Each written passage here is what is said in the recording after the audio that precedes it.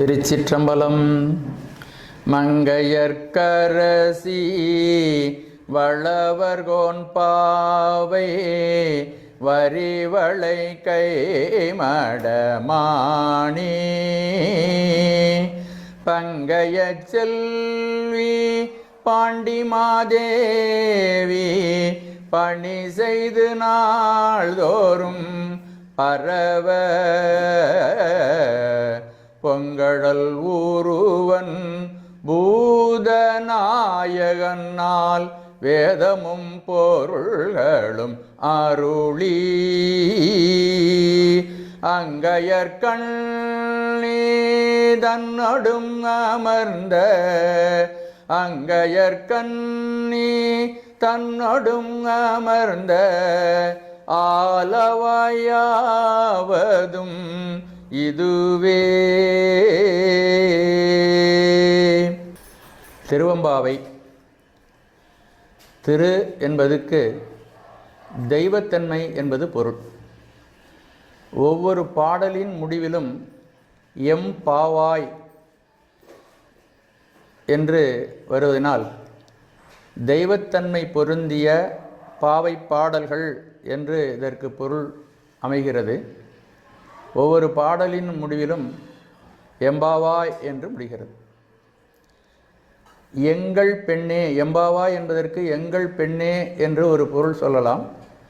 இன்னொரு பொருள் பாவை என்பது இந்த பாவை நோன்பு நோற்கின்ற பெண்கள் நீர்நிலைக்கு சென்று நீராடி திரும்ப கரைக்கு எழுந்தருளி அங்கிருக்கின்ற மணலில் அம்பிகையை ஒரு பாவையாக செய்து அதை வழிபடுவதை வழக்கமாக கொண்டிருக்கிறார்கள். அதனால் அம்பிகை பாவையாக இங்கே எழுந்திருப்பதனால பாவாய் என்று முடிகிறது. சில இடங்களில் எங்கள் பெண்ணே, எங்கள் பெண்ணே என்று இந்த பாவை நோன்பு நோக்கின்ற பெண்களை விழிப்பதாகவும், சில இடங்களில் அம்பிகையை விழிப்பதாகவும் இது அமைகிறது. எம்பாவாய், தெய்வத்தன்மை பொருந்திய எம்பாவாய் என்று இதற்கு பொருள் அமைகிறது. இது திருவண்ணாமலையில் அருளி செய்யப்பட்டிருக்கிறது. மாணிக்கவாசக பெருமான் இதை திருவண்ணாமலையில் அருளி செய்திருக்கிறார்கள். முன்பணி காலம், மார்கழி தை ஆகிய மாதங்கள் முன்பணி காலம் என்று சொல்லப்படும். மனம் செய்யாத கன்னியர்கள் திருவாதிரைக்கு முன்பு 10 நாட்கள் இந்த நோன்பினை நோற்பது வழக்கமாக கொண்டிருந்தார்கள். அதில் சற்று கன்னியர்கள், அதில் 12 வயது ஆகின்ற நிலையில் இருக்கக்கூடிய கன்னியர்களெல்லாம் முதலிலே எழுந்து துயில் எழுந்து தங்களை தூய்மைப்படுத்தி கொண்டு நீராட மற்ற பெண்களையும் அழைக்கிறார்கள். இந்த பாடல்களில் துயிலெழுந்த பெண்கள் தங்களை தூய்மை செய்து கொண்டு மற்ற பெண்களை துயிலே இருக்கும் பொழுது அங்கு சென்று அழைப்பது போல முதல் 8 பாடல்கள் அமைந்திருக்கின்றன. அந்த ஆற்றிற்கு சென்று அப்படி செல்லும் பொழுதே இறைவனுடைய புகழ் மொழிகளை எல்லாம் பாடி ஆற்றிற்கு சென்று நீராடி அந்த ஆற்றினுடைய கரையிலேயோ அல்லது நீர்நிலைகளுடைய கரையிலேயோ பார்வதி தேவியினுடைய திருவுருவத்தை ஈரமணலால் செய்து வழிபடுவார்கள். இந்த பாவை நோன்பு என்பது நோற்பதற்கு 2 முக்கியமான குறிக்கோள்கள். ஒரு நோன்பு நோக்கிறோம்னா அதுக்கு ஒரு குறிக்கோள் உண்டு. பொது நோக்கம், சிறப்பு நோக்கம் அப்படின்னு. இவர்களெல்லாம் கன்னி பெண்களானதினாலே எங்கள் வாழ்க்கையில் நல்ல சிவனடியார்கள் எங்களுக்கு கணவனாக வர வேண்டும், நல்ல பண்பாடும் ஒழுக்கமும் சிவபெருமான் மீது பக்தி கொண்டவர்கள் எங்களுக்கு கணவனாக வர வேண்டும் என்பது சிறப்பு வேண்டுதல். அடுத்ததாக ஒரு வேண்டுதல், இந்த உலகமெல்லாம் சிறப்பாக செழித்து வாழ்வதற்கு மழை வேண்டும் என்று 2 குறிக்கோள்களுக்காக இந்த பாவை நோன்பு ஏற்பட்டிருக்கிறது. இந்த செய்தி திருவாதவூரார் புராணம் என்று திருவாதவூரடிகளுடைய வரலாற்றை சொல்லுகின்ற ஒரு புராணம் இருக்கிறது. அதில் இருக்க ஆதாரம் காணப்படுகிறது.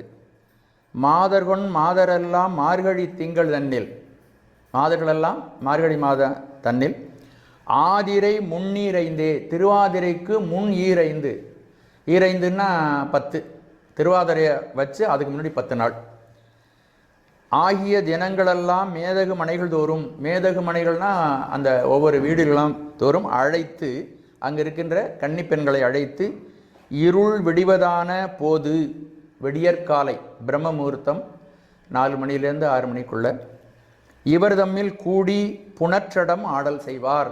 இவர்களெல்லாம் ஒன்று கூடி புணற்றடம், புனல்னா தண்ணீரில் மூழ்கி எழுந்து இந்த நோன்பினை நோற்பார்கள் என்ற செய்தி இங்கே நம்ம திருவாதவூர் அடிகள் புராணத்தில் சொல்லப்படுகிறது. அன்னவர் இயல்பு கண்டார். இதை திருவண்ணாமலையில் சுவாமிகள் இருக்கும் பொழுது இந்த பெண்களெல்லாம் மார்கழி மாதத்தில் திருவாதிரைக்கு முன்பு 10 நாட்கள் எழுந்து இந்த விரதம் நோற்பதை மாணிக்கவாசக சுவாமிகள் கண்டார்கள் அங்கே இருக்கும் பொழுது.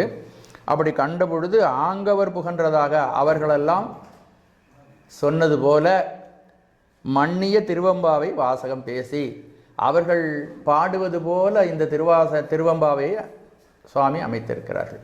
திருவம்பாவை என்பது திருவாசகத்தில் ஒரு முக்கியமான பகுதி. சிவபெருமானே சொல்லுகிறார், பாவை பாடிய வாயால் கோவை பாடுக அப்படின்னு. அப்போ திருவாசகத்தில் இந்த திருவம்பாவை என்பது அவ்வளவு சிறப்பு மிகுந்தது என்பது ஆன்றோரால் எடுத்து நமக்கு சொல்லப்பட்டிருக்கிறது. இதில் பொருள் நிறைந்த பாடல்கள், இறைவனை பற்றிய பொருள் நிறைந்த பாடல்கள் நிரம்பியது இந்த 20 பாடல்களும். இந்த பாடல்களை நாம் கேட்பது, இதை பற்றி சிந்திப்பது நமக்கு மிகுந்த நிறைந்த நலன்களையும் நல்ல புண்ணியங்களையும் வழங்கும். இந்த திருவண்ணாமலையில் பாடியதை அந்த நம்முடைய அகப்பாடல்கள் மூலமாக திருவம்பாவையிலேயே நாம் அதை மிக தெளிவாக நாம் மாணிக்கவாசகர் சொல்லியதை நாம் அறியலாம். அண்ணாமலையான் அடிக்கமலம் சென்றிரைஞ்சும் விண்ணோர் முடியின் மணித்தொகை வீரற்றார் போல் கண்ணார் இரவி கதிர்வந்து கார்கரப்ப தன்னார் ஒளிமொழுங்கி தாரகைகள் தாமகல பெண்ணாகி ஆனாய் அழியாய் பிறங்கொழி சேர் விண்ணாகி மண்ணாகி இத்தனையும் பேராகி கண்ணார் அமுதமுமாய் நின்றான் கடல்பாடி பெண்ணே இப்பூம்புணல் வாய்ந்து ஆடையலோரெம்பாவாய் என்று ஒரு பாடல் திருவண்ணாமலை அப்படி நேரடியாகவே குறிப்பிட்டிருக்கிறார். இன்னொரு பாடலில் மாலரியா நான்முகனும் காணாமலையினை நாம் போலறிவோம் என்றுள்ள பொக்கங்களே பேசும் என்று இன்னொரு பாடலில் அதை சொல்லி அருள்கிறார்கள். இதை மற்ற பாடல்களில் சில பாடல்களில் குறிப்பாகவும் சொல்லுகிறார்கள். திருவண்ணாமலையில் இதை பாடப்பட்ட பாடல் என்பதற்கு சான்றாக அகச்சான்றுகள். ஆதியும் அந்தமும் இல்லா அரும்பெரும், முதல் பாடலிலே சொல்கிறார்கள், ஆதியும் அந்தமும் இல்லா அரும்பெரும் சோதியை யாம்பாட என்று முதல் பாடலிலே முதல் வரியிலேயே அந்த திருவண்ணாமலை அங்கு ஆதியும் அந்தமும் இல்லா அரும்பெரும் சோதி, முதலும் முடிவும் இல்லாமல் சோதியாக அங்கு வளர்ந்த அந்த பெருமானை பற்றி அங்கு குறிப்பிடுகிறார். அடுத்தது 10வது பாட்டில் பாதாளம் ஏழினும் கீழ் சொற்கழிவு பாதமலர் போதார் புனைமுடியும் எல்லா பொருள்முடிவே பேதை ஒருபால் திருமேனி ஒன்றல்லன் வேதமுதல் விண்ணோரு மண்ணும் துதித்தாலும் ஓத உலவா ஒரு தோழன் தொண்டருடன் கோயில் குலத்தரன்றன் கோயிற்பினா பிள்ளைகள் ஏதவன் ஊர் ஏதவன் பேர் யார் உற்றார் யார் அயலார் ஏதவனை பாடும் பரிசேலோரம்பாவாய் என்று இப்படி திருவண்ணாமலை அந்த 20 பாடல்கள்லையும் திருவண்ணாமலை சிந்தனை மிக சிறப்பாக சொல்லப்பட்டிருக்கிறது. இந்த பாவை நோன்பு என்பது நான் முதலிலே சொன்னபடியே பார்வதி உருவமாக மணலால் அந்த பெண்களெல்லாம் ஒருவரை ஒருவர் எழுப்பிக் கொண்டு முதல்ல ஒரு சில பெண்கள் எழுந்து விடுகிறார்கள். அவர்கள் தங்களுடைய உடலை தூய்மை செய்து கொண்டு பல்லையெல்லாம் துளக்கி கொண்டு உடலை தூய்மை செய்து கொண்டு அவர்கள் தெருவோடு வந்து எந்தெந்த பெண்களெல்லாம் இந்த பாவை நோன்பு நோக்கிறார்களோ அவருடைய வீட்டுக்கு வந்து தன்னை விட வயது குறைதாக இருக்கிற பெண்களையெல்லாம் அழைத்து கொள்கிறார்கள். அழைத்து கொண்டு நேராக நீர்நிலைகளுக்கோ அல்லது ஆற்றிற்கோ சென்று அங்கு இறைவன் வடிவமாகவே அந்த நீர்நிலைகளை அவர்கள் காண்கிறார்கள். பாடலில் அகச்சான்றுகளாக வருகிறது, அம்பிகையும் சிவனும் கூடியிருக்கின்ற இடம் அந்த நீர்நிலை அப்படின்னு. தண்ணியில் சிவபெருமானும் அம்பிகையும் இருக்கிறார்கள் என்பதை அவர்கள் சொல்லுகிறார்கள். அப்படி நீர்நிலையில் நீராடிவிட்டு அந்த கரையிலே வந்து மணலால் அம்பிகையினுடைய உருவத்தை அங்கு வடிவமைத்து அதை அந்த சக்தியை வழிபடக்கூடிய நோன்பு இந்த திருவம்பாய் நோன்பினுடைய முக்கியமான நோக்கம். அதனால தான் இந்த பாடல்களுக்கு உள்ளுரை பொருள் சக்தியை வியந்தது. திருவம்பாவைக்கு உள்ளுரை பொருள் என்னன்னா உள்தலைப்பு சக்தியை வியந்தது அப்படின்னு சொல்லுகிறது. இந்த மார்கழி நீராடல் நம்முடைய தமிழகத்தினுடைய கலாச்சார பண்பாடு. தமிழகத்தில் இப்பொழுது ஏற்பட்டதல்ல, மாணிக்கவாசகர்கள் காலத்துக்கு முன்பாகவே இந்த பழக்கம் 2 முறைகளில் இந்த நோன்பு நோற்கப்பட்டிருக்கிறது.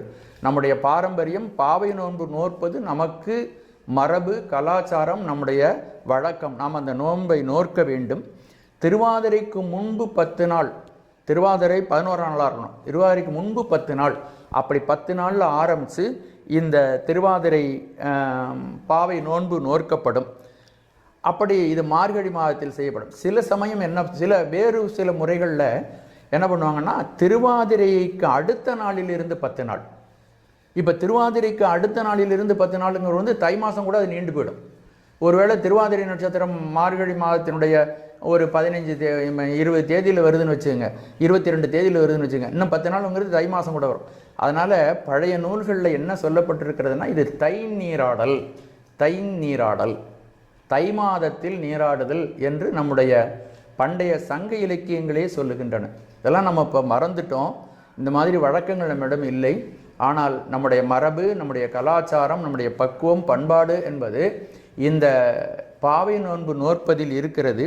இது சங்க நூல்களான கலித்தொகை, ஐங்குறுநூறு, நற்றிணை முதலிய நூல்களில் நிறைய இதை பற்றிய பாவை நோன்பை பற்றிய செய்திகள் இருக்கின்றன. இந்த பெண்கள், கன்னி பெண்கள் தான் இதை நோக்கிறார்கள் என்பதற்கு மாணிக்கவாசகர் அந்த பாடலிலே சில கொங்கைகள் பொங்க குடையும் புனல் பொங்க, அப்போ கன்னிகள் அப்படின்னு. அதே மாதிரி திருப்பாவையில் பார்த்திங்கன்னா புற்றரவர்கள் புனமையிலே போதராயின்னு வரும். அப்போது அவர்கள் இந்த சிறிய வயதுடைய பெண்கள் தான் இந்த நோன்பினை நோக்கிறார்கள். 2 காரணம் நான் முதல்ல சொன்னது போல, எனக்கு நான் சிவபக்தி உடையவளாக இருக்கிறேன். சிவபக்தி உடையவனுக்கு வருகின்ற கணவனும் சிவபக்தி உடையவனாக இருக்க வேண்டும். அப்படி சிவபக்தி உடைய கணவன் எங்களுக்கு இருந்தால்தான் எங்களுடைய வாழ்க்கையினுடைய நோக்கம், குறிக்கோள் நிறைவேறும். ஆகவே நல்ல கணவன் அமையும். உன்னடியார் தாழ்பணிவோம் ஆங்கவர்க்கே பாங்காவோம் என்று ஒரு பாடலிலே நம்ம இப்போ பார்க்க இருக்கிறோம். அந்த பாடலில் உன்னடியார் தாழ்பணிவோம் ஆங்கவர்க்கே பாங்காவோம், அன்னவரே என் கணவர் ஆவார் அவருகந்து சொன்ன பரிசே தொடும்பாய் பணி செய்வோம், இன்ன வகையே எமக்கெங்கோ நல்குதியல் என்ன குறையும் இரோ மேலோரும்பாவாய். அப்போ இந்த என் நல்ல கணவன் வந்துட்டால் எனக்கு எந்த குறையும் இல்லாமல் இருக்கும் என்ற செய்தியை இதில் சொல்கிறார். அப்போ கணவன் வேண்டும் என்பது. இன்னொரு செய்தி என்னன்னா, மழை வேண்டும். முன்னிக்கடலை சுருக்கி எழுந்துடையால் என்ன திகழ்ந்தம்மை யாருடையால் இட்டிடையின் அப்படின்னு மழை பாடல்கள், மழை வேண்டும், அம்பிகையினுடைய அருளை போல மழை பொழிய வேண்டும் என்று ஒரு பாடலில் சொல்லி அருள்கிறார்கள். ஆகவே இந்த பாடலினுடைய தலைப்பு வந்து நான் முதல்ல சொன்னேன், உட்தலைப்பு சக்தியை வியந்தது. இந்த பாடலிலே பராசக்தியை பல இடங்களிலே மாணிக்கவாசக பெருமான் சொல்லுகிறார். பெரும்பாலும் பார்த்திங்கன்னா தேவாரத்திலெல்லாம் நிறைய இடங்களில் சக்தியை தனியாக சொல்ல மாட்டார்கள். எப்பொழுதும் அப்பனும் அம்மையும் இணைந்திருக்கின்ற கோலம்தான் நம்ம வழிபடுறோம். நம்ம வழிபடுற சிவலிங்க திருமேனி கூட அம்மையும் அப்பனும் இணைந்திருக்கின்றது. அம்மையப்பரே உலகுக்கு அம்மையப்பர் என்று நம்முடைய திருக்களீற்றுப்படியார் சொல்லுகிறது. நம்ம அம்மையப்பராகவே சிவபெருமான் இங்கு விளங்குகிறான். அதனால தான் கைலை காட்சியை பார்த்த பிறகு அதிலிருந்து வெளிவந்த திருநாவுக்கரசர் பெருமான் இந்த பிரபஞ்சம் அனைத்தையும் அம்மையும் அப்பனுமாக கோடிப்படையுடன் கூடி வருவனக் கண்டேன், கண்டேன் அவர் திருப்பாதம் கண்டறியாதன கண்டேன் அப்படின்னு அம்மையும் அப்பனுமாகவே சொல்லுகிறார். இந்த சக்தியை வியந்தது என்று எதனால் சொல்ல வரணும்னா, எங்கள் பிராட்டியும் எங்கோனும் போன்றி செய்த, எங்கள் பிராட்டியும், பிராட்டினா எமக்கு தலைவியாக இருக்கக்கூடிய பிராட்டி என்பது இந்த இடத்துல பராசக்தி. எங்கள் பிராட்டியும் எங்கோனும் சிவபெருமானும் போன்றி செய்த பொங்குமடு, அந்த நீர்நிலையை பார்த்த உடனேயே அம்பிகையும் சிவனும் கூடியிருக்கின்ற தோற்றம் இந்த பெண்களுக்கு வருகிறது. அப்போ இது பாவை நோன்பு நோற்க செல்லுகின்றவர்கள் அந்த திருக்குளம். அப்போ திருக்குளம் என்பது நம்மை தூய்மை செய்வது. அம்பிகையும் சிவனும் அந்த குளத்தில் நம்ம நீராடி எழுந்தோமானால் நம்முடைய உடலும் மனமும் தூய்மை அடைகிறது. இன்னொரு பாடலில் கூட சொல்லுவார், எப்பொழுது சிவசிந்தனை வருகிறதோ அப்பொழுது நாம் குளித்தது போல. பெரிய தீர்த்தத்தின்களிலெல்லாம் பெரிய தீர்த்தம் சிவன் தான். சிவனை நாம் ஓயாமல் நினைக்க நினைக்க நினைக்க நமக்கு நாம் தூய்மை அடைவோம். ஆர்த்த பிறவி துயர்கட நாம் ஆர்த்தாடும் தீர்த்த நற்றில்லை சிற்றம்பலத்தே தீயாடும் கூத்தனி வானும் குவலயமும் எல்லாமும் காத்தும் படைத்தும் கறந்தும் விளையாடி என்று அந்த பாடலில் மாணிக்கவாசக பெருமான் சொல்லுகிறார். ஆர்த்த பிறவி துயர்கட நாம் ஆர்த்தாடும் தீர்த்தன், சிவபெருமான் பெரிய தீர்த்தமாக விளங்குகிறான். அவனை எப்பெல்லாம் நினைக்கிறோமோ நம்முடைய பிறவி துன்பம் நம்மை விட்டு ஒழிந்து போகும், நாம் ரொம்ப சுகமான வாழ்க்கை வாழலாம். அதை இந்த பாடலில் குறிப்பிடுகிறார். எங்கள் விராட்டியும் எங்கோனும் போன்றி செய்த அந்த குளத்தை பார்த்த உடனே நமக்கு என்ன நினைவு வரும்னா, இந்த நீர்நிலையில் அம்பிகையும் சிவபெருமானும் விளங்குகிறார்கள். அப்போது இந்த நம்ம பார்க்குற காட்சியெல்லாம் சிவகாட்சியாக விளங்கும். அதற்கு இந்த நோன்பு நமக்கு மிகவும் பெருந்துணை புரியும். அடுத்தது, பேதித்து நம்மை வளர்த்தெடுத்த பெய்வளைதன் பாதத்திறம்பாடிய பேதித்து நம்மை வளர்த்தெடுத்த பெய்வளைதன் பாதத்திறம்பாடிய ஆடையிலோ ரம்பாவா என்று இன்னொரு நம்மை வளர்த்தெடுப்பது அம்பிகை. இந்த வாழ்க்கையே அவளால் வந்த ஆக்கம். அம்பிகையினுடைய திருவருள் இல்லாவிட்டால் இந்த உடம்பே நமக்கு கிடைச்சிருக்காது. அவருடைய கருணையினால் தான் நமக்கு இந்த வாழ்க்கை கிடைத்திருக்கிறது. அதை சொல்லுகிறார், பேதித்து நம்மை வளர்த்தெடுத்த பெய்வளைதன் பாத திறம்பாடி ஆடையிலோ ரம்பாவாய். இன்னொரு பாடல்ல, முன்னி அவள் நமக்கு முன் சுரக்கும் இன்னருளே எண்ண பொழியாய் மழையேலே ரம்பாவாய் என்று அம்பிகையை வியந்து சொல்கிறார். அதனால் இதற்கு உட்தலைப்பு சக்தியை வியந்தது என்ற உட்தலைப்பு இதுக்கு மிகவும் பொருத்தமானதாக அமைகிறது. இதுக்கு ஒரு தத்துவ கருத்து இருக்கிறது. இப்போ இறைவனை அடைவதற்குரிய பக்குவம் மிகுந்தவர்கள் இருக்கிறார்கள். இறைவனை அடைந்து இறைவனை நன்றாக உணர்ந்த பக்குவமுடையவர்கள் இந்த பெண்களை எழுப்பக்கூடியவர்கள் அப்படின்னு இதுக்கு தத்துவ கருத்து. இப்போ ஆணவமருளில் இருளில் அழுந்தி கிடக்கின்றவர்களை யார் எழுப்புறாங்க அப்படின்னா, இந்த சிவபெருமானை யார் உணர்ந்திருக்கிறார்களோ அந்த குருநாதர்கள் தான் ஆணவமலத்துக்குள்ளே இருக்கிறவங்கள எழுப்ப முடியும். இப்போது இந்த பாடலில் என்ன சொல்லப்படுகிறதுனா, பெண்கள் முதலிலே ஒரு 4-5 பேர் கொஞ்சம் இந்த இந்த எழுப்பக்கூடியவர்களுக்கு மேலாக கொஞ்சம் வயது உள்ளவர்கள், முதிர்ந்தவர்கள் இந்த பெண்களை தூங்குகின்ற பெண்களை எழுப்புகிறார்கள். அப்போ விழித்தெழுந்த பெண்கள் யாருன்னா, ஆணவமலத்திலிருந்து விடுபட்ட ஆன்மாக்கள். அப்போ தூங்குகின்ற பெண்கள் யாருன்னா, ஆணவமலத்திற்கு கட்டிலே இருக்கக்கூடிய பெண்கள். இவர்களை என்ன பண்ணுறாங்க, இந்த பெண்கள் ஆணவமலத்திலிருந்து நீங்கிய குருநாதர்கள் ஆணவமலத்திற்குள்ளே விழுந்து கிடக்கின்ற ஆன்மாக்களை துயில் எழுப்புகிறார்கள். அப்போ இந்த பதிபசு பாச உண்மைகளை எல்லாம் சொல்லி அவர்களுக்கு விழிப்புணர்வை ஏற்படுத்தி இறைவனை அடைய வேண்டும், துன்பத்திலிருந்து விடுதலை பெற வேண்டும், எப்பொழுதும் சாஸ்வதமான பேரானந்த பெருவாழ்வில் திளைத்திருக்க வேண்டும் என்ற நிலையை கொண்டு வருகிறார்கள். அப்படி கொண்டு வந்து அதற்காக என்ன சாதனங்கள், அவனை பாடுதல், அவனை போற்றியும் புகழ்ந்தும் பாடுதல், சரியையாதி தொண்டுகளை செய்தல், இந்த நெறியிலே அவர்களை வழிப்படுத்துகிறார்கள். வழிப்படுத்தி இறைவனை அடையச் செய்வதற்கான நெறியிலே அவர்கள் கொண்டு போய் சேர்க்கிறார். இதைத்தான் இந்த பாடல்கள் தத்துவ கருத்தாக நமக்கு சொல்லுகின்றன. மலபரிபாகம் எய்திய உயிர்கள் அது இல்லாத உயிர்களை உணர்த்துகிறது. மலபரிபாகம் அடையாத உயிர்களை உணர்த்தி அவர்களை எழ வைக்கிறார்கள். அன்பு நெறிப்படுத்தி அவர்கள் என்ன வழியில் நடக்கணும், சிவனே சிவனே அப்படின்னு கூவ வேண்டும் என்று ஒரு பாடலில் சொல்லுகின்றார்.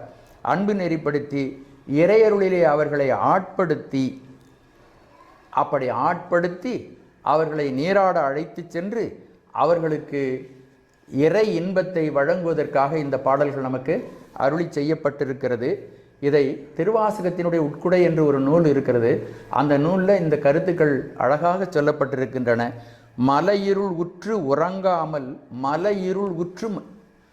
உறங்காமல், அது ஆணவமலத்திலே ஆழ்ந்து போய்விடாமல், மண்ணு பரிவாகர் அருள் செல முழுக வருகை என செப்பல் திருவம்பாவை என்று திருவாசகத்தினுடைய உட்கிடக்கை என்ற ஒரு நூல் இருக்கிறது. ஒவ்வொரு பதிகத்துக்கும் இதனுடைய உள்ளார்ந்த கருத்து என்ன, எதற்காக இது சொல்லப்பட்டிருக்கிறது என்ற சொன்ன நூலில் இதை சொல்லப்பட்டிருக்கிறது. இதில் மேலும் இதற்கு ஒரு தத்துவ கருத்து இருக்கிறது. சிவபெருமானுடைய அருட்சக்தி 9 விதமாக பிரிகிறார்கள். 9 சக்திகள் சிவபெருமானுக்கு இருக்கின்றன. அதில் முதல் சக்தி மனோன்மணி. அவள் இறைவனுடைய திருவருளால் அவள் விழிப்புறுகிறாள். இந்த பிரபஞ்சம் அனைத்தையும் சிவபெருமான் படைக்க வேண்டும் என்று கருதுகிறான். படைக்க வேண்டும் என்று கருதினுடனே முதல்ல மனோன்மணியை அவன் எழுப்புகிறான். மனோன்மணியை எழுப்பினவுடனே அவள் மீது 8 அம்பிகைகளை எழுப்புகிறாள். அதுதான் முதல் 8 பாடல்களில் எழுப்பப்படுகின்ற பாடல்களாக அமைந்திருக்கின்றன. இதெல்லாம் இதில் அமைந்திருக்கின்ற மிக நுட்பமான தத்துவ கருத்துக்கள். மனோன்மணி சிவபெருமானுடைய திருவருள் பெற்று அந்த திருவருளையே தனக்கு துணையாக கொண்டு அடுத்தடுத்த சக்திகளை எழுப்புகிறாள். அந்த மனோன்மணி சர்வபூத தமனி என்ற சக்தியை எழுப்புகிறாள். அப்புறம் 2 பேரும் சேர்ந்துக்கிறாங்க. அதன் பிறகு அவர்கள் பல பிரதமணி என்ற சக்தியை எழுப்புகிறார்கள். அதற்கு பிறகு இந்த 3 பேரும் சேர்ந்து 4ஆவதாக பலவிகரணி என்ற சக்தியை எழுப்புகிறார்கள். இந்த 4 பேரும் 5ஆவதாக கலவிகரணி என்ற சக்தியை எழுப்புகிறார்கள். 5 பேரும் சேர்ந்து அடுத்ததாக இருக்கக்கூடிய காளி என்ற 6ஆவது சக்தியை எழுப்புகிறார்கள். இந்த 6 பேரும் சேர்ந்து 7ஆவதாக ரௌத்ரி என்று சொல்லக்கூடிய சக்தியை எழுப்புகிறார்கள். இந்த 7 பேரும் சேர்ந்து 8ஆவதாக சேட்டை என்ற சக்தியை எழுப்புகிறார்கள். இந்த 8 பேரும் சேர்ந்து 9ஆவதாக வாமை. ஆனால் இதில் ஒருத்தங்க முதல்ல எழுந்திருக்கிறாங்க. அதனால் 8 பேரை தான் இவங்க எழுப்புகிறாங்க. மனோன்மணி மற்றவர்களை எழுப்புகிறார்கள் என்று இதை நாம் எடுத்துக்கொள்ள வேண்டும். இந்த சக்திகளினுடைய இயக்கத்தினால்தான் இந்த மாயை விரிவடைகிறது. இறைவனுடைய அருளாற்றல் இந்த மாயை என்ற நுண்பொருள் கண்முதல் புலனால் காட்சியுமில்லோன் விண்முதல் பூதம் வெளிப்பட வகுத்தோன். கண்முதல் புலனால் காட்சியுமில்லோன், சிவபெருமான கண்முதல் புலனால் தான் நம்ம பார்க்கவே முடியாது. அப்படிப்பட்ட பெருமான் இந்த விண்ணுன்னு ஆகாயம் முதலாகிய ஆகாயத்திலிருந்து காற்று, நெருப்பு, தண்ணீர், மண் எல்லாவற்றையும் பருப்பொருளாக அதிலிருந்து வெளியே படைத்திருக்கிறான். கண்முதல் புலனால் காட்சியுமில்லோன் விண்முதல் பூதம் வெளிப்பட எல்லாவற்றையும் வகுத்த அந்த பெருமான் இந்த சக்திகளை இயக்குகிறான். இந்த சக்திகள் என்ன செய்கிறாங்க? இந்த மாயையை இறைவனுடைய அருள் துணை கொண்டு இந்த மாயா காரியங்கள் பிரபஞ்சம் செயல்படுகிறது. இந்த மாயா காரியம் செயல்படுவதற்கு முதலிலே சிவதத்துவங்கள் 5ஐயும் தோற்றுவிக்கிறார்கள். நாதம், பிந்து, சாதாக்கியம், மகேஸ்வரம், சுத்தவித்தை என்ற 5 தத்துவங்களும் தோற்றுவிக்கப்படுகின்றன. இந்த சக்தியினுடைய அருளினால தான் தோற்றுவிக்கப்படுகின்றன. அதுக்கு அடுத்தபடியாக அசுத்தமாயை, காலம், நியதி, கலை, வித்தை, அராகம்பருடன் என்ற 7 அசுத்தமாயா தத்துவங்கள் தோற்றுவிக்கப்படுகின்றன.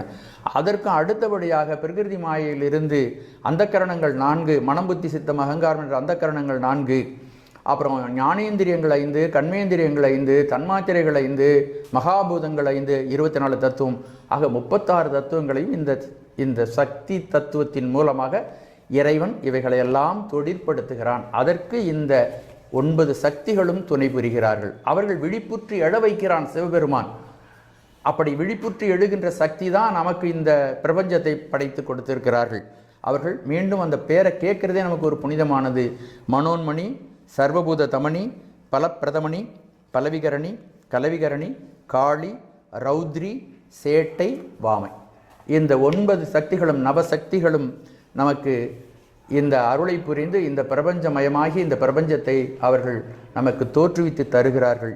இவ்வளவு செய்திகளையும் உள்ளடக்கியதாக இந்த திருவெம்பாவை பாடல்கள் விளங்குகின்றன. இந்த திருவெம்பாவை பாடல்களுடைய தோற்றம், இதனுடைய நோக்கம், இதனுடைய தத்துவ கருத்துக்கள் அனைத்தையும் சுருக்கமாக இந்த முன்னுரையில் நாம் பார்த்திருக்கின்றோம். இந்த பாவை நோன்பு நோற்பதன் நோக்கம் 2 என்று நாம் சொல்லியிருக்கிறோம். ஒன்று சிறப்பு, ஒன்று பொது. சிறப்பு என்பது அவரவர்கள் அடையக்கூடிய நலன், நல்ல கணவன்மார்கள் வாய்த்து தன்னுடைய வாழ்க்கை சிவ வாழ்க்கையாக நடைபெற வேண்டும் என்பதற்காக நல்ல கணவனை வேண்டுதல். 2வது, இந்த உலகமெல்லாம் செழிக்க வேண்டுமென்றால் நல்ல மழை வர வேண்டும். அப்படி மழை வந்து இந்த உலகம் செழித்தால்தான் உலக உயிர்களெல்லாம் நன்றாக சிறப்பாக இருக்க முடியும். ஆகவே மழை வேண்டும் என்பதற்காக இந்த பாடல்கள் மாணிக்கவாசக பெருமான் அருளால் நமக்கு இந்த திருவெம்பாவை பாடல்கள் கிடைத்திருக்கின்றன. நான் முதலிலே சொல்லியது போல பாவை பாடியவாயால் கோவை பாடுக என்று பாவையை மிக சிறப்பித்து சிவபெருமானை சொல்லி இருக்கின்றதனால் இந்த பாடல்கள் ஆழ்ந்த பொருள் உடையவைகள். இந்த பாடல்களை ஆழ்ந்த சிந்தனையோடு நாம் கேட்டு அதனுடைய பொருளை நாம் சிந்தித்தால் நமக்கு பல்வேறு புண்ணியங்கள், பல்வேறு சிவச்சார்புகள் ஏற்படும் என்று சொல்லி முதல் பாடலிருந்து தொடங்குவோம். ஆதியும் அந்தமும் இல்லா அரும்பெரும் சோதியை யாம் பாட கேட்டேயும் வாழ்த்தடங்கன் மாதே வளருதியோ வன் செவியோ நின் செவிதான் மாதேவன் வார்கடல்கள் வாழ்த்திய வாழ்த்தொலி போய் வீதிவாய் கேட்டலுமே வெம்மே விம்மி மெய் மறந்து போதார் அமளியின் மேல் நின்றும் புரண்டு இங்கன் ஏதேனும் ஆகாள் கிடந்தாள் என்னே ஈதே என் தோழி பரிசேலோர் எம்பாவாய். இந்த பாட்டினுடைய கருத்துக்களை நாம் விரிவாக சிந்திக்கலாம். வாழ்த்தடங்கன் மாதே, வாழ் அப்படின்னா ஒளி என்று பொருள். வாழ்த்தடங்கன் மாதே, ஒளி பொருந்திய அகன்ற கண்களையுடைய பெண்ணே. இப்போ இந்த பாடலினுடைய சூழ்நிலையை நாம் உணர வேண்டும். இந்த பாடல் எப்படி எழுகிறது அப்படின்னா, இதற்கு முன்னதாக சில பெண்கள் தங்களை தாங்களே எழுந்து தங்களை தாங்களே தூய்மைப்படுத்தி கொண்டு, உடல் தூய்மை செய்து கொண்டு, பல் துலக்குதல் முதலான உடல் தூய்மைகள் இவைகளெல்லாம் செய்து கொண்டு நீராட அவர்கள் தயாராக கிளம்பி வருகிறார்கள். அப்படி கிளம்பி வருகின்றவர்கள் தன்னை போன்று சிவபக்தியில் திளைத்திருக்கின்ற பெண்கள் முதல் நாள் அவர்களோடு கலந்து பேசி தோழமையாக இருக்கக்கூடிய பெண்களை எல்லாம் அழைத்து கொண்டு செல்ல வேண்டும் என்று ஒவ்வொரு வீடுகள் தோறும் அந்த கடைவாயில் அந்த படியிலே ஏறுகிறார்கள். ஏறி நின்று அவர்கள் சொல்லுகிறார்கள். இப்போ ஒரு வாசப்படியில் போய் நிற்கிறாங்க. நம்ம விஷுவலைஸ், அதாவது அதை மனக்கண் முன் கொண்டு வர வேண்டும். அவர்கள் ஒரு வீடு, அந்த வீட்டினுடைய வாயிற்படியிலே சில பெண்கள் நிற்கிறார்கள். விடியற்காலை 4 மணிக்கு உள்ளே உறங்கி கொண்டு இருக்கிறாள். முதல் நாளே சொல்லியிருக்கிறாள், நாம் எல்லாரும் சேர்ந்து பாவை நோன்பு நோற்போம், என்னையும் அழைத்து செல்லுங்கள் என்று அவர்கள் சொல்லியிருப்பதனாலே அந்த வீட்டிற்கு, அந்த சிவபக்தியுடைய அந்த பெண்களுடைய வீட்டினுடைய கடைவாயிலே நின்று கொண்டு இவர்கள் சொல்லுகிறார்கள், வாழ்த்தடங்கண் மாதே. வாழ்னா ஒளி பொருந்திய கண்ணையுடைய பெண்ணே, கண்கள் ஒளி பொருந்தியவைகளாக. இப்போ கண்கள் நாம் விழித்திருக்கும் பொழுது ஒளி பொருந்தியவர்களாகவும் கண்கள் அகலமாகவும் இருக்கும், திறந்திருக்கும். ஆனால் தூங்கும் பொழுது கண்கள் மூடி இருக்கும், இருளுடைமையாக இருக்கும், கண்கள் சுருங்கி இருக்கும் இல்லையா? தூங்கும் பொழுது அதானே இருக்கும், கண் சுருங்கி இருக்கும். பார்வை தான் கண்ணு மூடி இருக்கேன், அப்புறம் எப்படி கிடைக்கும்? அதனால் இந்த அந்த முதல்ல குறிப்பான சொல்லே வாழ்த்தடங்கன் மாதே அப்படின்னு சொல்லும் பொழுது வைகரை பொழுது வந்து விட்டது. அந்த பொண்ணை கூப்பிடுறாங்க, வாழ்த்தடங்கன் மாதேன்னு கூப்பிடுறாங்க. எவ்வளவு மங்களகரமான சொல்லுனால எடுத்த உடனே வாழ்னா ஒளி. அப்படி மங்களகரமான சொற்களை கூப்பிடும் பொழுது என்ன சொல்லுகின்றார்கள், உன்னுடைய கண் இந்நேரம் திறந்து அகலமாகவும் இருள் இல்லாமலும் ஒளியுடையதாக இருந்திருக்க வேண்டும். ஆனால் நாங்கள் உன்னுடைய வாயிலே நிற்கின்ற பொழுது நீ தூங்கி கொண்டு கண்ணை மூடிக்கொண்டு கண்ணை சுருக்கி கொண்டு ஒளி இல்லாததாக வைத்திருக்கிறாய் என்று பொருள். அப்போ உள்பொருள் அதில் இருக்கு. வாழ்த்தடங்கன் மாதே, ஆதியும் அந்தமும் இல்லா அரும்பெரும் சோதியை. இந்த ஜோதி இருக்கிறதே, இந்த ஜோதி திருவண்ணாமலையில் பிரமன் அரி என்று இருவரும். இந்த பாட்டை நல்ல எளிமையான பாட்டு, சொல்லும் பொழுதே உங்களுக்கு தெரியும். பிரமன் அரி என்று இருவரும் தம் பேதமையால் பரமம் யாம் பரமம் என்று அவர்கள் பதைப்பொடுங்க அரணார் அழல் உருவாய் ஆங்கே அளவிறந்து பரமாகி நின்றவா தோநோக்கம் ஆடாமம். பிரம்மாவும் திருமாலும் நான் தான் பெரியவர்கள், பிரமன் அரி என்ற இருவரும் தம் பேதமையால் அறியாமையின் காரணமாக தன்னை விட பெரிய பரம்பொருள் ஒன்று இருக்கிறது என்பதை அறியாமல் யாம் பரமம், நான் தான் பிரம்மம்னு அப்படி நின்னாங்களாம். சுவாமி அழலுருவாய் நின்றான், ஜோதி சுரூபமாக ஆகாயத்துக்கும் பூமிக்குமாக. அவன் எங்கே அவனுடைய முடி இருக்கிறது, அவனுடைய பாதம் இருக்கிறது என்று தெரியவில்லை. அதைத்தான் இங்கு சொல்லுகிறார், ஆதியும் அந்தமும் இல்லா அரும்பெரும் ஜோதியை. முதல் பாடலில் திருவண்ணாமலையினுடைய குறிப்பு வருகிறது. நினைக்க முக்தி அளிக்கின்ற தலம் திருவண்ணாமலை. அந்த ஆதியும் அந்தமும் இல்லாத அரும்பெரும் ஜோதி, அந்த ஜோதியை எல்லாரும் பார்த்து விட முடியாது. அரிய பெரிய ஜோதி, அந்த ஜோதியாக இருந்தால் கூட தெரியாது. யார் ஒருவன் தன்முனைப்பை விடுகிறானோ, எல்லாம் சிவன் செயல் என்று கருதுகிறானோ, எல்லாம் நீதான் இயக்குவிக்கிறாய், நீதான் எல்லாவற்றையும் செய்கிற அப்படின்னு யார் உணர்கிறாரோ அவர்களுக்குத்தான் அந்த ஜோதி தெரியும். சூரியன் இருக்கு, பிரகாசிக்கிறது. ஆனால் சூரியன் எல்லாருக்கும் தெரியுதா? எல்லாருக்கும் தெரியறதோட சில பேருக்கு தெரிய மாட்டேங்குது. ஏனென்றால் கண்ணிலே யாருக்கு மறைப்பு இருக்கிறதோ அவர்களுக்கு தெரிய மாட்டான். சூரியன் பிரகாசம் தான். இந்த ஆதியும் அந்தமும் இல்லா அரும்பெரும் சோதி, அதாவது தன்முனைப்புடையவர்களுக்கு இவன் தெரிய மாட்டான். இந்த பெருமான் எப்படி இருக்கிறான்னா, அவனுக்கு ஆதியும் கிடையாது, அந்தம் கிடையாது. இந்த பிரபஞ்சத்தில் இருக்கின்ற எல்லா பொருள்களுக்கும் முதலும் உண்டு, முடிவும் உண்டு. எந்த பொருளை எடுத்துக்கிட்டீங்கனாலும், சூரியனாக இருந்தாலும், சந்திரனாக இருந்தாலும், நட்சத்திர கணங்களாக இருந்தாலும், ஆகாயமாக இருந்தாலும், நாம் பார்க்கக்கூடிய அத்தனை பொருளுக்கும் தோற்றமும் உண்டு, முடிவும் உண்டு. ஆனால் இந்த பெருமானுக்கு என்ன கிடையாது? தோற்றமும் இல்லை, முடியும் இல்லை, அழியா பரம்பொருள். எல்லாம் தோன்றதுக்கு முன்னாடியும் அவன் இருந்தான், எல்லாம் தோன்றதுக்கு, எல்லாம் அழிந்து போனதுக்கு பின்னாடியும் அவன் இருக்கின்றான். அதைத்தான் சொல்லுகிறார், ஆதியும் அந்தமும் இல்லா அரும்பெரும் சோதியை. இதை மாணிக்கவாசகர் இன்னொரு பாடத்தில், போற்றிய உயிர்க்கும் தோற்றமாகி நீ தோற்றமில்லை. எல்லா உயிர்களையும் உன்னிடத்திலிருந்து தோற்றுவிக்கிறாய், ஆனால் உனக்கு தோற்றமில்லை. போற்றி எல்லா உயிர்க்கும் ஈராய், எல்லா உயிர்களும் உன்னிலே ஒடுங்குகிறது, ஆனால் உனக்கு முடிவு இல்லை. போற்றி எல்லா உயிர்க்கும் ஈராய் ஈரின்மையானாய் என்று இந்த பாடலில் சொல்லுகிறார். அப்படிப்பட்ட அரிய ஜோதி. இந்த ஜோதி யாரையும் ஏற்றி வச்சு எரியறதில்லை, இது சுயஞ்சோதி, தானாகவே இருக்கக்கூடிய ஜோதி. திருமூலர் 3 ஜோதிகளை சொல்லுகிறார். ஒன்று அண்டவெளியில் இருக்கக்கூடிய ஜோதி. அண்டவெளியில் இருக்கக்கூடிய ஜோதி ஞாயிறு, திங்கள், விண்மீன் முதலானவைகளால் அண்டவெளியிலே தோன்றுகின்ற ஜோதி. இன்னொன்று பிண்டவெளியிலே, அதாவது நம்முடைய உடம்போடு கூடிய உயிரறிவில் இருக்கக்கூடிய உள்ளொளி, நம்முடைய உயிரறிவு. இன்னொன்று அகண்டவெளி, ஞானமயமாக சிவபெருமானிடம் இருக்கக்கூடிய அகண்டவெளி. இப்படி 3 ஜோதிகள் இருக்கின்றன. இவன் அரும்பெரும் ஜோதி. இவன் யாராலும் ஏற்றி வைக்கப்படாமல் தானே சுயஞ்சோதியாக விளங்கக்கூடிய அந்த பொருள். இந்த அகண்டவெளி இருக்கிறதே, அந்த அகண்டவெளி பரஞ்சோதி அப்படின்னு சொல்லுவாங்க, பெருஞ்சோதின்னு சொல்லுவாங்க, பேரொளிப்பிழம்பு அப்படின்னு சொல்லுவாங்க. அப்படிப்பட்ட சிறப்பு வாய்ந்த பேரொளியாக அவன் விளங்குகிறான். ஆதியும் அந்தமும் இல்லா அரும்பெரும் ஜோதி. இந்த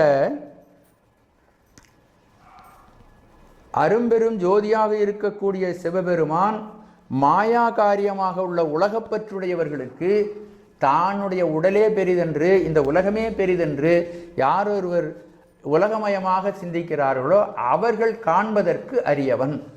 அப்படின்னா யாருக்கு அவன் எளியவன்? அப்படின்னா யார் தன்னுடைய தன்முனைப்பை இழந்து எல்லாம் நீயே என்று உணர்கிறார்களோ அவர்களுக்கு அவன் எளியவனாக இருப்பான்.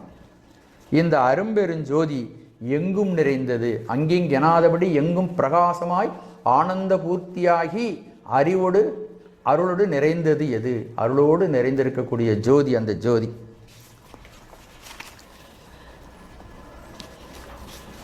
இந்த ஜோதி திருவண்ணாமலையிலே பேரொளி பிழம்பாக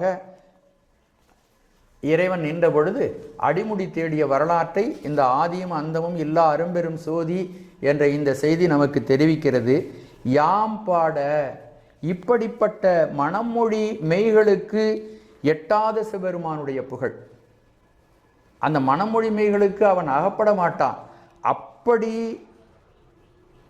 எட்டாத அந்த சிவபெருமானுடைய புகழை, அவனுடைய பெருமையை ஒன்றும் அறியாத சிறுமிகளாகிய நாங்கள். இந்த பாட்டை பாடுறது யாரு? கன்னி பெண்கள். அவர்கள் பாடுகிறார்கள். எப்படி பாட முடியும் அப்படின்னா, இறைவன் பக்தி வலையில் படுவோன். ஆகவே மனமொழி மொழிகளுக்கு எட்டாத சிவபெருமான் தானே எளிவந்து ஒரு உருவத்தில் இறங்கி நின்று இந்த ஒன்றுக்கும் பற்றாத சிறுமியர்களெல்லாம் தன்னை பாடும்படியாக எதிரே வந்து திருக்கோயிலிலே அமர்ந்திருக்கிறான். உளங்குளிர்ந்த போதெல்லாம் உகந்து உகந்து உரைப்பனே என்பார் திருஞான சம்பந்தர். நம்ம உளம் எப்பொழுதெல்லாம் இறைவனை நினைத்து குளிர்கிறதோ அப்போ மகிழ்ந்து மகிழ்ந்து உன்னை பற்றி போற்றி நான் பாடுவேன். அப்படி மானுட சிறுமியர்களாகிய அந்த குழந்தைகளுக்கு அவர்களுடைய பக்தி வசப்பட்டு பக்தி வலையில் படுவோன் காண்க. சிவபெருமான் இறங்கி வந்து அருள் புரிகிறான். இந்த சோதியானது இந்த பெண்களுடைய உள்ளத்தை குளிர்வித்தது. அந்த சோதியினுடைய அருளினாலே இவர்கள் பாடினார்கள். யாம் பாட என்பதில் இவ்வளவு விஷயங்கள், இவ்வளவு பொருள்கள் அடங்கி இருக்கின்றன. யாம் பாட அப்படி அன்பின் மிகுதியினாலே உள்ளத்தின் குளிர்ச்சியினாலே நான் பாடுகிறோம்.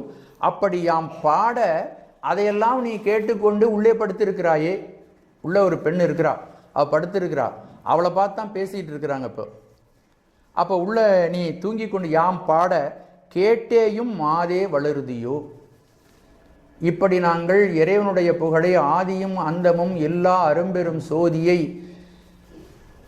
சொல்லுக்கும் வாக்கிற்கும் மனதிற்கும் அகப்படாத அந்த ஜோதியை அவன் அன்பினுடைய பெருமையினாலே, தன்னுடைய கருணையினாலே நாம் பாடுவதற்கு வசமாக கீழிறங்கி வந்து அருள் புரிகின்ற அந்த மூர்த்தியை யாங்களெல்லாம் பாடிக்கொண்டிருக்கிறோம். அப்படி கேட்டும் கூட நீ படுக்கையிலே படுத்திருக்கிறாய், நாங்கள் வந்ததும் உனக்கு தெரிகிறது, கண் விழித்து அந்த உறக்கத்தை விட்டு எழுந்து வர மனமில்லாமல் நீ படுத்திருக்கிறாய். யாம் பாட நீ கேட்டேயும் மாதே வளருதியோ. வளருதல் என்றால் கண் வளருதல் என்றால் தூங்குகிறாயா, நீ இதை கேட்டும் தூங்குகிறாயா. வளருதல், கண் வளருதல் அப்படின்னா, வளருதல் என்பதற்கு இந்த இடத்துல தூக்கம் என்று பொருள். உன்னுடைய வாசப்படியில் நின்று நாங்கள் பாடிட்டு இருக்கோம், ஆதியும் அந்தமும் எல்லா அரும்பெரும் சோதியை யாம் பாடுகிறோம். அந்த பாடுறதை நீ கேட்டுக்கொண்டும் நீ வீட்டுக்குள்ளிருந்து தூங்கி கொண்டிருக்கிறாய். இப்பொழுது எழுந்து வந்து இறைவனுடைய புகழை பாட வேண்டிய இந்த நேரத்தில் அப்படி செய்யாமல் நீ இப்படி இருக்கலாமா? இப்படி பொய் உறக்கம் கொள்கிறாயே. கேட்டேயும் மாதே வளருதியோ, இப்படி நீ தூங்கலாமா? நின் செவிதான் வன் செவியோ. கொஞ்சம் கடுமையான மொழிகளை பயன்படுத்துகிறார்கள். இந்த நாங்கள் பாடுகிறோம், இறைவன் எளிவந்த பிரானாக நம்முடைய பாடலுக்கு இறங்கி வந்து அவன் திருவுருவம் ஏற்றுக்கொண்டு இங்கு இருக்கிறான். நாங்கள் அவனை பாடிக்கொண்டு இருக்கிறோம், உன்னுடைய கடற்வாயிற் படியிலே வந்திருக்கிறோம். நீ அன்புடையவள், நேற்றும் இறைவனை பற்றி நிறைய பேசியிருக்கிற, இப்பொழுதும் பக்தியிலே சிறந்தவள் தான் நீ. ஆனால் தூக்கம் உன்னை வெல்லுகிறது, நீ உள்ளே படுத்திருக்கிறாய். இப்பொழுது நான் பேசுகின்ற பேச்சு உன் காதில் விடலையா? வன் செவிதான் நின் செவிதான் வன் செவியோ. வன் செவியோ ஓகாரம் எதிர்மறை பொருளை குறிக்கும். வன் செவியோன்னா வன் செவி இல்லை, ஆனாலும் காதில் விழுந்தும் அவளை எழுந்து வராமல் இருக்கிறாள். வன் செவியோ ஓகாரம்னு இருக்கு இல்லையா, அந்த ஓ வன் செவி ப்ளஸ் ஓ வன் செவியோ. அந்த ஓகாரம் என்பது எதிர்மறை பொருள், வன் செவி இல்லை என்று அது பொருள். அப்போ இந்த வளருதியோ, மாதே வளருதியோ அப்படின்னா நீ தூங்குகின்றாயோ? உன்னுடைய செவிதான் வன் செவியோ, ரெண்டுலேயும் ஓ இருக்கு பார்த்தீங்களா, அது இல்லை என்ற பொருள் தரும். அப்போ வளருதியோன்னா நீ தூங்கவில்லை, வன் செவியோன்னா உன்னுடைய செவி வன்மையான செவி இல்லை, உன்னுடைய காது கேட்குது, நீ தூங்கவில்லை. உறக்கமும் இல்லை, செவிடும் இல்லை உனக்கு. இருந்தாலும் நாங்கள் பாடுகிறோம், உன்னுடைய காதிலே விழுகிறது. அப்படி இருந்தாலும் நீ விழித்திடாமல் இருக்கிறாயே. அப்போது என்ன நாங்கள் தெரிஞ்சுக்கலாம் அப்படின்னா, நீ எழுந்து கூட நீராட வருவதற்கும் பாவை நோன்பு நோற்பதற்கும் உனக்கு விருப்பம் இல்லையா? இப்பொழுது நாங்கள் ஒரு உதாரணம் சொல்லுகிறோம் பார். இந்த நிலையில் நீ இருக்கிறாய், ஆதியும் அந்தமும் எல்லா அரும்பெரும் சோதியை யாம்பாட கேட்டையும் வாழ்த்தடங்கன் மாதே வளருதியோ. வன் செவியோ நின் செவிதான், உன்னுடைய செவி இவ்வாறு இருக்கிறது. அப்படி இருக்கின்ற பொழுது வேறொரு நிகழ்ச்சியை நாங்கள் உனக்கு சொல்லுகிறோம், அதை நன்றாக கூர்ந்து கவனி.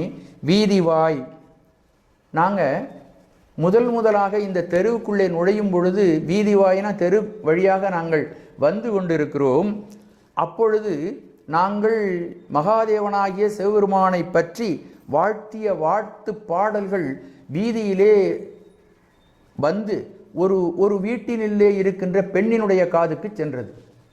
வீதிவாய் மாதேவன் வார்கடல்கள் வாழ்த்து ஒலி போய். அப்போ சிவபெருமானுடைய மாதேவன் வார்கடல்கள், நீண்ட கடல் அணிஞ்சிருக்கிறான், காலில் கடல் என்ற ஒரு ஆபரணத்தை அணிந்திருக்கிறான். கடல் அணிந்த திருவடி, கடல் என்பது இங்கே திருவடியை தான் குறிக்குது. அப்படி திருவடியை ஆகு பெயராக இது வந்திருக்கிறது. இந்த கடலை அணிந்த அந்த திருவடியிலே, அந்த திருவடிகளை அவங்கள் புகழ்ந்து பாடுகிறோம். இந்த புகழ்ந்து பாடுகின்ற இந்த பாடலுடைய ஒளி செல்கிறது. ஒரு பெண்ணை துயிலெழுப்ப சென்றோம். அந்த இல்லத்தை நாங்கள் அனுபவதற்கு முன்பு அந்த வாழ்த்து ஒலி அங்கே போயிடுச்சு. நாங்கள் பேசின பாடல் அங்கே போயிடுச்சு. ஆதியும் அந்தமும் எல்லா அரும்பெரும் சோதி என்று அவனுடைய சொரூப இலக்கணம், அவன் இந்த பிரபஞ்சத்துக்கு அப்பாற்பட்ட நிலையில் இருக்கின்றது ஜோதி வடிவம். அதன் பிறகு மகாதேவன் அவன் இறங்கி வருகிறான். மகாதேவனாக இருந்து பேரொளி பிழம்பாக இருந்து இந்த உலகத்தை பரிபாலிக்கின்ற நிலை அந்த தடத்தலக்கணம் ரெண்டையும் நாங்கள் பாடணும். ஆதியும் அந்தமும் இல்லா அரும்பெரும் சோதியை யாம்பாட கேட்டேயும் வாழ்த்தடங்கன் மாதே வளருதியோ வன்செவியோ நின்செவிதான் மாதேவன் வார்கள் வாழ்த்திய வாழ்த்தொலி போய். அவன் சொரூபலக்கணத்தில் இருந்த விஷயங்கள் எல்லாம் நாங்கள் பாடி உன்னுடைய வாசப்படியிலே வந்தோம். அவனுடைய தடத்திலக்கணத்தையும் நாங்கள் மகாதேவன் என்று பாடி அந்த செய்தி அவருடைய வீட்டிலே சென்று அவருடைய காதிலே விழுந்தது. அந்த நிலையிலே இப்போ நம்ம இன்னொரு சிந்தனை இங்கே செய்யணும். வாழ்த்துகிறார்கள். என்ன வாழ்த்துகிறார்கள் அப்படின்னா இறைவனுடைய திருவடியை வாழ்த்துகிறார்கள். வாழ்த்து 3 வகையாக அமையும். வாழ்த்தலாம், வாழ்த்து என்பதன் மூலமாக திருவடியை வணங்கலாம். இன்னொன்று, நாம் என்ன சொல்ல வர்றோமோ அந்த பொருளையும் அந்த வாழ்த்திலேயே வச்சு சொல்லலாம். வாழ்த்து, வணக்கம், பொருளுரைத்தல் என்று வாழ்த்து 3 வகைப்படும். இங்கு இறைவனுடைய புகழை பாடுகிறார்கள். வீதிவாய் கேட்டலுமே, இப்படி அந்த பெருமானை மாதேவன் வார்கடல்கள் அவனுடைய திருவடியை வாழ்த்திய வாழ்த்தொலி போய் வீதிவாய் கேட்டலுமே. இன்னும் அவங்க வீட்டுக்கு கூட போகல. இப்போ நாங்கள் உங்கள் வீட்டுக்கு முன்னாடி இன்னும் பாடிக்கிட்டு இருக்கிறோம். ஆனால் அவங்க வீட்டுக்கு கூட நான் போகலை. வீட்டினுடைய கடைவாயில் கூட நாங்கள் போகல, வீதிக்கு வந்திருக்கோம். வந்து அந்த இடத்திலிருந்து பாடுகிறோம். இது காலை நேரமானதினாலே நாங்கள் மெல்லிய ஒளியாக நாங்கள் 4-5 பேரும் சேர்ந்து எழுப்பிய உடனே அந்த ஒலி போய் வீதிவாய் கேட்டலுமே. அப்படி வீதியிலே அந்த ஒலி சென்ற உடனே சிவபக்தியுடைய அந்த பெண் என்ன பண்ணா, போதார் அமளியின் மேல் நின்றும் புரண்டு இங்கன். போது ஆர் அமளி, போதுன்னா மலர், ஆர்னா மலர் பொருந்திய, அமளின்னா படுக்கை. அமளி அப்படின்னா படுக்கை. போது ஆர் அமளி. அந்த பெண் எந்த படுக்கையில் படுத்திருக்கான்னா மலரை, அந்த படுக்கையிலே மலரை நிறைத்து அந்த மலர் படுக்கையிலே படுத்திருக்கிறாள். அப்போ தூக்கம் எவ்வளவு அதிகமாக வரும்னு நினச்சி பாருங்க. அதுவும் புலர்காலை மார்கழி மாதம் விடியற்காலை நேரத்தில் எப்படியெல்லாம் தூக்கம் வரும் பாருங்க. இந்த பெண் போதார அமளியின் மேல் நின்றும் புரண்டிங்கன். அப்படி அந்த மலர்படுக்கையிலே படுத்திருக்கின்ற அந்த பெண் மாதேவன் வார்கடல்கள் வாழ்த்திய வாழ்த்தொலி போய் அவளுடைய காதிலே கேட்ட உடனேயே அந்த மலர்படுக்கையிலிருந்து அவள் எழுந்து விட்டாள். எழுந்து தன்னை மறந்து போய்விட்டாள். ஏனென்றால் மாதேவனுடைய வார்கடலை பற்றி பாடுகிறோம்.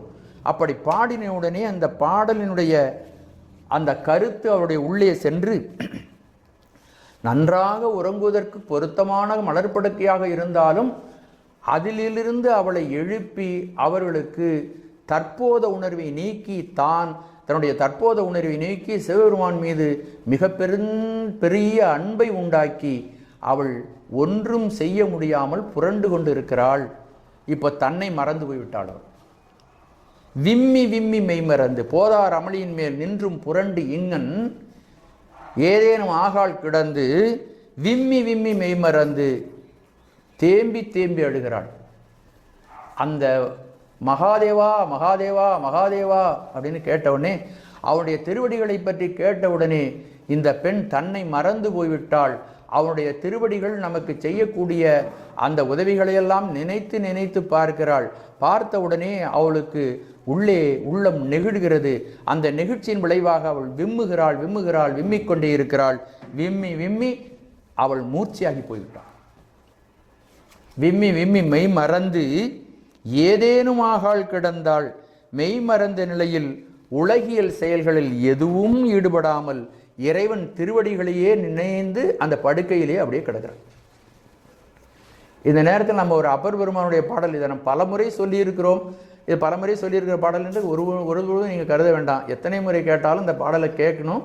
ஏனென்றால் இறைவனுடைய நாமத்தை கேட்ட மாதேவன் வார்கடல்கள் வாழ்த்திய வாழ்த்தொலி போய் வீதிவாய் கேட்டலுமே விம்மி விம்மி மெய் மறந்து போதார் அமளியின் மேல் நின்றும் புரண்டிங்கன் ஏதேனும் ஆகாள் கிடந்தால். அதற்கு என்ன காரணம் அப்படின்னா, முன்னம் அவனுடைய நாமம் கேட்டாள், அவனுடைய பெயர் காதில் விழுது, மூர்த்தி அவனிருக்கும் வண்ணம் கேட்டாள், அவனுடைய வடிவம் வருகிறது. மாதேவன் சொன்ன உடனே அந்த சிவபெருமானுடைய வடிவம், அவனுடைய வண்ணம், அவனுடைய பெயர், பின்னை அவனுடைய ஆரூர் கேட்டால், அவன் திருவண்ணாமலையில் வாழ்கின்றவன், ஆரூர் கேட்டாள், பெயர்த்தும் அவனுக்கே பிச்சியானாள். முடிஞ்சு போச்சு. இந்த 3 விஷயங்களை கேட்டவுடனே அவள் தன்னை மறந்தாள்.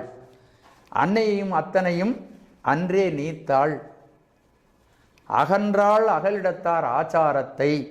தன்னை மறந்தாள், தன் நாமம் கெட்டாள், தலைப்பட்டாள் நங்கை தலைவன் தாளே. இந்த பாட்டுக்கு இலக்கணமாக அந்த பெண் இருந்தாள். ஏதேனும் ஆகாள் கிடந்தால், விம்மி விம்மி மெய் மறந்து ஏதேனும் ஆகாள் கிடந்தால், தன்னை மறந்து போய்விட்டாள்.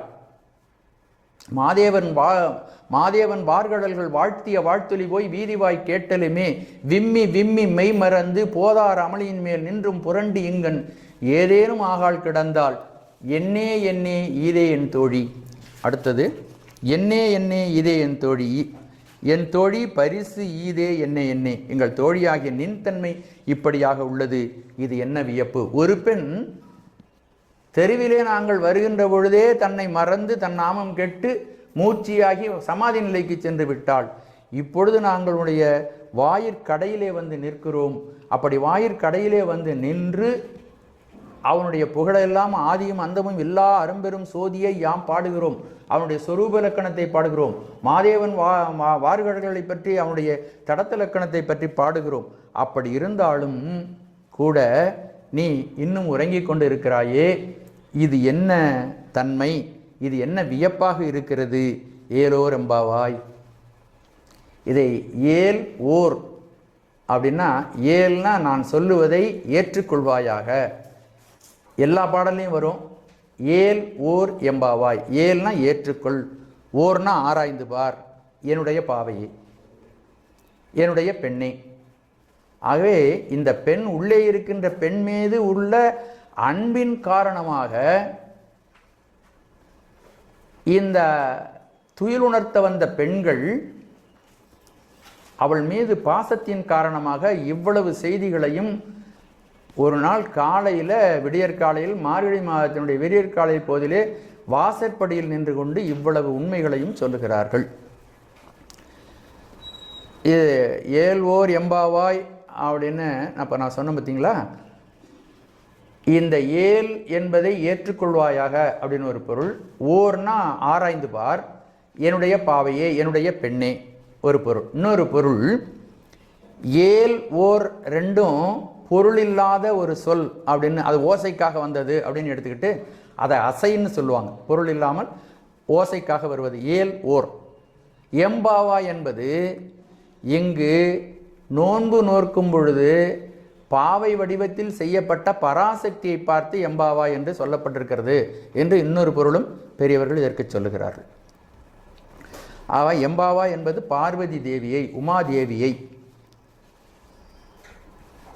இப்போ இந்த பாடல்ல 3 விதமான அன்பு நமக்கு சொல்லப்படுகிறது. ஒன்று, வாழ்த்தொலி போய் கேட்டளவில் மெய்மறந்து கிடந்தாள். வாழ்த்தொலி போய் வீதிவாய் கேட்டாலுமே மெய்மறந்து போய்விட்டாள், தன்னை மறந்தாள், அது தலையன்பு. இன்னொன்று, அடுத்தது, இறைவனை பாடி துயிலெழுப்பச் செல்லுகிறார்கள், பாடி துயிலெழுப்புகிறார்கள், அது இடையன்பு.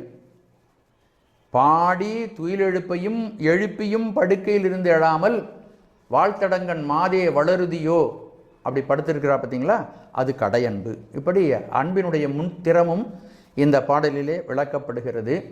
இந்த பாடல் சக்தியை வியந்தது என்ற உட்தலைப்பு இதற்கு பெரியவர்கள் தந்திருக்கிறார்கள்.